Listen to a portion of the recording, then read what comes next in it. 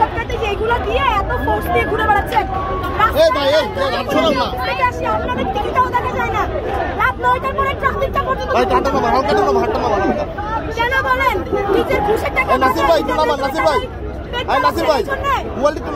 Bangladesh police বলেন ঘুষের টাকা চলতেছেন না বলে এই জন্য আপনারা সাংবাদিকরা প্রশ্ন করতে পারেন না? আপনারা আপনাদের দায়িত্ব না, আপনারা প্রশ্ন করেন না কেন?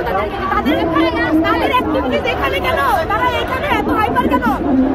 রাস্তায় আপনারা কই আমাকে বলেন না, বলেন গত 7 দিনে কয়টা রেপ হচ্ছে বলেন আমাকে।